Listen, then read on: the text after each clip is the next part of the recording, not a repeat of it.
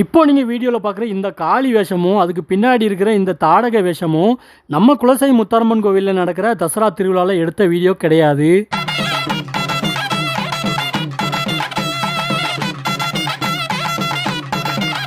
மதுரையில் நடக்கிற வீரமாகாளியம்மன் கோவிலில் நம்ம குலசேகரப்பட்டினம் முத்தாரம்மனுக்கு போடுற இந்த செங்காளி வேஷத்தையும் தாடகை வேஷம் வந்து வேற எங்கேயுமே பார்க்க முடியாது. நம்ம குலசை முத்தாரம்மன் கோவிலில் மட்டும்தான் பார்க்க முடியும். இந்த தாடகை வேஷத்தையும் மதுரையில் நடக்கிற திருவிழாவில் போடுறாங்க. இந்த வேஷத்தை போடுறது யாருன்னு கேட்டிங்கன்னா தூத்துக்குடி மகிழ்ச்சிபுரம் தசரா குழுவில் இருக்கிற தலைமை காளியும் அவர் கூட இருக்கிற ஒருத்தர் தான் அந்த வேஷத்தை மதுரையில் போய் போடுறாங்க. அதுவும் இத்தனை வருஷமா இல்லை, இப்போ கடைசியாக ஒரு 2-3 வருஷமாக தான் இந்த வேஷத்தை அங்கே மதுரையில் நடக்கிற திருவிழாவில் காளி வேஷத்தையும் இந்த தாடகை வேஷத்தையும் எடுத்துகிட்டு போயிருக்கிறாங்க. தமிழ்நாடு முழுக்க நிறைய இடங்களில் காளி வேஷம் போடுறது வழக்கமாக இருக்கும். ஆனால் எல்லா இடத்துலையுமே இப்போ நம்ம குலசேகரப்பட்டினம் முத்தாரம்மன் கோவிலில் போடுற மாதிரி அதே மாதிரியான ரூபங்கள் வேஷங்கள் எல்லாமே மாறிக்கிட்டே வருது.